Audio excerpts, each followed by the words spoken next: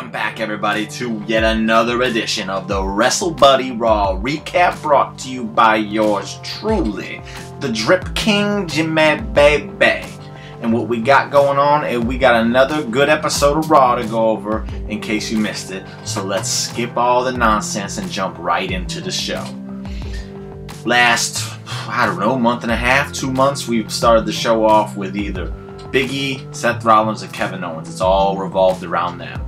Well, last week we saw a new entrant entering the battle by the name of Bobby Lashley. So this week we get a new entrant to start the show by the name of Bobby Lashley. He comes out with his boy Big E, lets him know, like, hey, I'm tired of being disrespected. If there's going to be a title match, I need to be involved in it. So out comes Kevin Owens. He interrupts him and he lets him know, like, hey, I haven't been paying attention to you the past 2 years. I'm not disrespecting you. And then he starts going on the tangent. You know, you didn't earn it. You don't get a shot. Then all of a sudden, here comes our savior, the Drip God, Seth Rollins, coming out, and he's actually agreeing with Kevin Owens. It's good stuff. They got good chemistry when they're doing this little back and forth they got going on, which basically they were saying, like, yeah, we agree. He didn't earn a shot. He shouldn't be in this championship match. He doesn't get that. And then, as they're bickering back and forth, out comes Big E, and Big E lets it be known, like, I don't care. I beat you once, Bobby. I beat you twice, Bobby. I'll beat you again. Ain't nothing but a thing to me. Then, out comes Sonya and Adam. Okay, so there's a match getting made. I bet a lot of people were thinking tag team match here, though. That's not what happened. We end up getting Bobby Lashley taking on all three of those guys in one-on-one matches. And if, and only if he beats them all, he can join the match at day one, making it not a three-way, but a four-way. But he's got to beat them all one-on-one. Bobby obviously accepts. Big E, he's fighting, man. He accepts it. And then KO and Seth, they're mad that this isn't fair. This isn't right. This is not how it should be. But that was the beginning segment. There's no match that gets started with it, so that's good. And then from there, we go right into a backstage segment with RK Bro, because they, again, MVPs of the show, week in, week out. You're always going to get good comedy, and then when they wrestle, you're getting a good match, because Randy's awesome, Riddle's awesome, and they just have chemistry with everybody. We get a semi-funny, not up to par with what we've been used to seeing with the RK Bro segments, but it ended with basically, well, first, Riddle's like, we need to do a podcast, man, it'd be awesome. And then Randy's, no, I'm not doing a podcast with you. I'm not doing any of this with you. No. But I'll tell you what, I let you wear that broadcaster jacket again this week if you go out there and beat Otis. So we're getting Matt Riddle versus Otis for the first match of the night. I'm all for that. I don't think I've seen it yet. If I have, I don't remember. And if it's happened, it hasn't happened enough for it to be bothering me yet. So I'm looking forward to this. Especially since last week Otis attacked Riddle after tried to interview him. So, come back from commercial break. That's the match we're getting. It's a solid match. Very, very solid match. I like Otis. I love Riddle. So, I'm excited to see this. Watch this match. It's good. It's worth your time. And to my surprise at least, Otis picks up the win. He turned the World's Strongest Slam. He does a little pop-up into it now. Great stuff. He gets the pin on Riddle. 1, 2, 3. Mind blown. Cannot believe this. But I feel like they're doing a good job of building Otis up as this big bad, and they're doing it very quietly. So that's good to see Otis getting that. And then Randy tries to slide in and give him the RKO for his troubles. Otis just pushes him off, but he pushes him right into Gable, who gets the RKO. Randy gets up, doing the and then Otis knocks him down, helps Gable up. They go to the back end of the segment. Nothing spectacular, but it's a solid segment, solid match, all worth your time. Definitely check it out, especially if you're like me and you really like Riddle and Otis. KO, Seth Rollins, and Big E talking to Adam Pearce and Sonya Deville, and there's just more bickering back and forth. And basically, KO is told that since you're the last one that got added to the match, you're going to be the first one to kick off the gauntlet, whatever they want to call this three-match stage thing for Bobby Lashley. He says, you getting him first, KO. And KO's like, that's fine. Let me show y'all how it's done. So we're gonna get KO and Bobby Lashley tonight. Another solid, fresh matchup, in my opinion. I don't remember last time I've seen them two fight, if they ever have. So I'm looking forward to that. After that, though, we get a Bianca Belair Doudrop rematch from last week. Now, this is where I would be like, Womp, womp, womp. Another rematch. But I really like this match. Doudrop and Bianca have great chemistry, so I'm not mad here. And this week we saw a definitive winner when Bianca hit the 450 splash on Doudrop. Again, this week it got 2 segments. Solid matchup. If you like last week's, I suggest you tune in for this one as well because it's good stuff. And it's interesting they went with a clean victory here because I thought they'd be holding this off till day 1. Not interesting, but one thing to point out here, my bad, is that Doudrop did not get the KOD, and that's something Bianca said it will happen. So this isn't done, and Doudrop attacked Bianca afterwards, so it's clearly not done. We're gonna have to see that KOD before Bianca can move on to bigger and better things, and Doudrop is looking really big, like really strong here in this feud with Bianca. Commercial, we come back and we got a Gable Stevenson sighting in the crowd. Front row behind the announcer's table, waving to the people, biting his metal, let you know, hey, this is real. This is real. And that's happening as KO's in the ring, and then out comes Bobby Lashley. Bobby Lashley, MVP, go over and give old Gabe a fist bump. That could be leading to something with the Hurt Business. I would really appreciate it. Just like I'd really appreciate it if they brought Shelton and Cedric back into the fold, but doesn't look like that's happening anytime soon. But on to the match. Kevin Owens, Bobby Lashley, nothing special here. Just a good match. If you're a Kevin Owens fan, you're a Bobby Lashley fan, you want to watch it. If you miss it, you're not missing much. The very cool part here is that Kevin Owens is just fantastic at telling stories, no matter if it's through promo, through visuals, through match. He's just great at it. And this came down to Bobby going to put the Hurt Lock on him. Before he could lock his fingers, Kevin Owens says, I tap, I'm done, bye. I'm saving myself for another day. Bobby Lashley's confused, like what just happened? And KO's just like, whatever. I'm living to fight another day. So that's that. And then after that, guess what we got? Veer is coming. Still, he is still coming. Please, somebody get a GPS tracker on that man. Find this man. Send out a search party for him. Get the hounds out there sniffing. We gotta find this man. He is clearly lost, and he needs to get the Monday Night Raw. They're waiting for him. They might be. I don't know. They're waiting for this man. He's taking way too damn long. But besides all that, Veer, he is coming.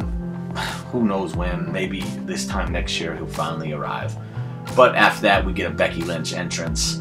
Thank you, because Becky Lynch comes out and does what she does best. She serves us a promo that just pulls me in. Becky's might be the best in WWE, not the best all around, but definitely probably the best in WWE right now with the promo game of just really sucking me in. And she just running down Liv Morgan again, running down the fans. What does she say? She goes, I'm never wrong. You wanted me back, you got me back, and now you got problems with me. You do the same thing to Liv Morgan. Out comes Liv Morgan. She does a little bit of the boring baby face. I'm here to get what's rightfully mine. Then she shows off, Becky, you cheated. And then Becky's like, yeah, I cheated. You're just mad that you didn't do it first. You're not a dog. You don't have what it takes. And that's why I'm the champ. You're not. Liv, tired of hearing that, runs in, attacks her. Big mistake, Liv, because she ends up getting her ass whooped. Becky slams her arm into the steps. She starts stomping on her arm on the steps. She puts her arm in between the steps and the post. She starts kicking the steps. And then she goes back up, starts stomping on the steps again. Becky stomping, stomping, stomping, stomping. And then she says, oh, yeah, before this happened, Liv, my bad. Liv said, I want a rematch at day 1. And then Becky says, you want what? Then the attack happens. After Becky takes out Liv Morgan's arm, she goes, alright, you got your match. Walks off. Fantastic stuff by Becky. If you like Becky, watch it. If you like good promo stuff, watch it, because Becky kills it like she always does. Good segment. Solid segment. Got the job done. From there, we come back, and AJ Styles is backstage, and he's not playing that cocky character we've been seeing him with Omos. He's more like almost like a about to turn babyface AJ Styles, which is interesting. And he basically downplays the significance of what happened last week with Omos just walking away. He says, I'm not giving up on this. I'm phenomenal. He's amazing, and I'm walking him through this. We're gonna make this happen. Omos shows up. He says something like, "I'm not done. I want to make this work." And Omos says, "Yeah, we good." So that's not done yet, but I imagine by day one that's gonna be done, and AJ's gonna get that butt whoop. But on to something next. 24/7 segment. It's outside in the snow. Reggie, Dana Brooke, they're flirting. I don't know what's happening there. R-Truth, Tozawa, they're there. Tamina there now, and it's 24/7. I'm over it at this point. I know certain people still like it. I know my kids like it. That's fine. I'm not hating on the 24/7. It's not for me anymore at this point. It is what it is. If you like it, watch it. If you don't. It's that easy. I shouldn't even have to tell you at this point about that. But then we come back and we got a random tag match between Damian Priest and Finn Balor teaming up against the Dirty Dogs. Now, obviously, Damian Priest had an issue with Bobby Roode and Dolph Ziggler last week, so it makes sense. But throwing Finn into it was kind of weird. Is what it is. The tag match was the kind of tag match you'd expect when you pick two people, just put them together against someone else. It ends when Damian Priest gets taken on the outside by that Bobby Roode mean spine buster, best in the business today. And then Finn's going up top to take out Ziggler, and there's Austin Theory just going. He's up on the apron. Where was he doing? He's a selfie with Finn in the back. Finn ain't having it, so he goes and kicks Austin Theory. Then he turns around. There's Ziggler. Boom, zigzag. 1, 2, 3. He loses. Then here comes Austin Theory again. What's he doing? He goes, "Oh, it's better than last week. He's better than last week." Yeah, he's so excited. He's happy about it. And then Damian Priest slides in. Austin Theory slides out. I like this because if you paid any attention to my Raw takeaways last week, I said that we are building up and moving towards an Austin Theory Damian Priest program in which Austin Theory will be the man to dethrone Damian Priest. I'm excited because Austin Theory is the man, and it's a very fresh matchup and new, and I love it, and it's gonna be good. It's little tease, but we moving towards it. Promise you it's gonna happen. From there, what we got? Rhea and Nikki in the backstage. Nikki's still doubting herself, like, "Oh, yo, bro." It's the stuff you've seen for the past few weeks. Rhea's like, "Don't doubt yourself." They got a match. Oh, Rhea got a match coming up, and that's just a segue that leads into that. We come back, and it's Rhea, and she's gonna take on Zelina. This match, if you would have got up to take a pee break, you would have came back, and it'd already be the next segment. It was that quick. Kind of silly, kind of dumb. My of the night, because Rhea's good. Everybody likes Rhea. You should be building her up. You should be doing something with her, not doing this little shtick they're doing with her right now. Zelina does get the win, though, with a distraction when she crucifix pins Rhea, so that's good. They're still giving Queen Zelina the wins. She definitely deserves it. But, again, it was less than a minute, this whole thing, and it involved Nikki and Carmella getting in, and too much for that little bit of time in the ring. Like I said, it's of the night for sure. Not even a question. It's the worst thing of the night. But I can't be totally mad because I like seeing Queen Zelina get the wins. But that's that. We go back to the backstage, and Seth and Kevin Owens are still bickering. And this match doesn't even get a chance to really find its feet, because Kevin Owens comes out of nowhere and just starts attacking Seth Rollins. Ding, ding, ding. Match is over. Bobby Lashley loses. He does not get the day one main event. Seth Rollins is your winner. Seth Rollins was mad at first, and he's like, "Hey, good idea, good plan." And Kevin Owens like, yeah. Almost like they're working together, which is what Seth said a few weeks ago. All things have gone haywire since. They thought they really pulled one over. Out comes Adam. Out comes Sonya. They said, "No, that is not how this is happening." Very smart move, Kevin, but that's not what's going on here. Restarting this match, it's all no DQ. Same with the Big E Bobby Lashley match. If it happens later tonight, that will be no DQ as well. Ring that bell. Ding, ding, ding. Seth's like, "What?" Turns around, spear. 1, 2, 3. Ding, ding, ding. Bobby Lashley wins. So they've kind of not given us Seth versus Bobby Lashley, which leads me to believe that they might be giving us that at the beginning of the year after day one. Not mad at that, because again, that's a fresh matchup. It's a fresh feud, and that's what the people are wanting to see now. Austin Theory barging in on Vince McMahon's office, and Vince is in there with Apollo and Commander Aziz. So thankfully Austin Theory's in there because he gets them out of there. We don't want Apollo Crews doing anything right now with that silly ass gimmick. Austin says, "Did you see what I did? I took it by surprise. I took your..." Vince is not impressed. And then Vince goes on to some psychobabble nonsense. I don't get it at all. It was very hard to follow what was happening. He then pulled out a pencil and said it was his most dangerous weapon. Showed his eraser. I guess as if he's gonna erase people. Is there a hidden meaning behind that? Maybe, I don't know. Vince is kind of going nuts at this, but I didn't get it. So that would have been the worst if it wasn't for the Nikki Ash, Rhea Ripley, Carmella Zelina nonsense. But it is still with the Austin Theory Vince McMahon thing, so I can't be too mad. But it didn't make a lot of sense. But now we go to Miz TV, and it's basically Miz saying, "I'm gonna be the first inductee into the Hall of Fame that's still active." No, you're not, Miz, because it's not gonna happen.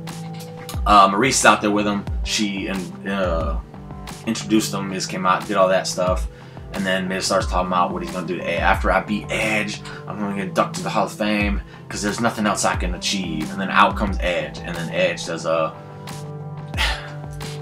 if Becky's not the best, Edge definitely is the best as far as WWE goes with promos, because Edge comes out and just sells it. He just comes across as authentic and real, and it's just always a good promo when Edge is there. He could be talking about, he'd just be giving me instructions on how to bake brownies, and I'd just be invested because he's just so good at delivering it, and he's just fantastic at it. And that's what we got here. This ends with Miz throwing champagne in Edge's eyes. He starts attacking him. Edge comes back. Edge-o-matic. He gets pumped, starts throwing stuff around. Miz is in the corner. Edge goes to spear him. Miz pulls Maurice in front of him. Edge stops. Miz kicks him. Boom. Hits him with the finale. And then Maurice is mad. And she starts telling Miz, "That was wrong. You shouldn't do that." And then she slaps. Just like that. Miz is like, "What?" And then she leaves. Miz chases him. I think it's all just a ploy to trick Edge. And Miz is actually going to get the win at day one. That's my theory. That's what I think is happening. Maybe not. But yeah, she really slapped the shit out of Miz for that one. She's like, "You don't use me as to protect yourself." So I'm over Miz TV. Been over for a while. But this one was good just because of what Edge brought to it. And the Maurice thing, that's an interesting angle. Because a lot of people were thinking Beth was going to get brought in. We were going to get mixed tag. Doesn't seem like that might be where they're going right now. So I'm looking forward to it. We come back, and now it's Big E in the back, and he's the last hope to make sure Bobby Lashley don't get added to the day one main event for the WWE title. And KO and Seth are just hyping him up. So, Big E rocks. Big E rocks. Big E's like, "Leave me alone. I don't need your help. I'm gonna go handle business. Leave me alone." And they're like, we got a plan. I got a PowerPoint right here. Okay, I got a PowerPoint on my plan. I got a PowerPoint right here on my phone.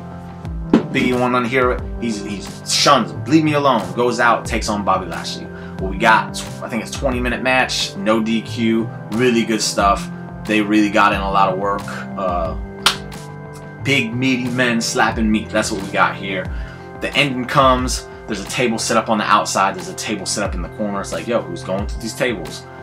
But at some certain point, Bobby Lashley hits a spear and he's crawling over to get the pin. Out comes Seth and KO working together now. Working together. And they start attacking Bobby Lashley. They say, "This man is not getting in this main event." They're attacking him. Big E gets up and then they start attacking him. I think he tried to stop, but no, they just start attacking him. Bobby Lashley gets up. He starts attacking Seth. Big E and KO go their separate ways. They go to the outside. KO tries to powerbomb Big E through the table that's out there. Big E blocks it. And then he ends up slamming KO through the table. And then KO's out of commission. At this is happening, there's that table in the corner. And Bobby Lashley spears Seth Rollins through it. So now Seth Rollins out of commission. Big E gets back in the ring. Goes, "Come on, let's go. We ain't done." He is amped up. He is fired up. He is ready to finish this match. Bobby Lashley's like, alright, alright. Then out of nowhere, here comes MVP with the cane. He clips Big E. Big E drops. Bobby Lashley spears him. 1, 2, 3. That's the match. Big E loses. You don't do this to your champion. You don't do this to your champion, even if there is that much just nonsense going on with it. But they did it to him. Bobby Lashley is now in the is now a Fatal 4-Way, and Bobby Lashley is in the WWE title match at day one. I said last week I did not want this to happen. My mind has not changed. I do not want this match to happen, but it is happening. It is what it is. It's what we're getting. It should be fun. I'm still banking on Kevin Owens winning this match. He's been made to look like the weakest of the links here, and I think that's on purpose. They're really playing into this him leaving rumor nonsense, and he's winning that title at day one. You heard it from me, Drip King. That's the show. I would say it's a solid show. It wasn't a fast-paced, great show like we've been getting, but it was a solid show. There were some good matches, there were some good segments, and Bobby Lashley was built up yet again to be a top heel for the WWE title, which is great because he really fell off after the Goldberg stuff. So it's good to see Bobby back. Just wish it wasn't a four-way at day one, but is what it is. Again, that's the show. Let me know what you think. Hit me with the comments. Give me the like. Subscribe to WrestleBuddy if you haven't already. I don't know what you're waiting for. We got other stuff, interviews, podcasts, weekly news. You check it out. Subscribe. That way you know when we're going live. Also check out the columns on the site because they're good stuff. Got opinion pieces. We got takeaways. We got live coverage for you can't even watch it live. So that's what you should be doing. We're on Spotify as well. WrestleBuddy on Spotify. But once again, last time, I am the Drip King, Jimmy Bebe. I thank you for watching, and I really appreciate the feedback if you give it to me. So please, let's get that happening. I will see you next week with another edition of the WrestleBuddy Raw Recap. All right, boom, bye bye.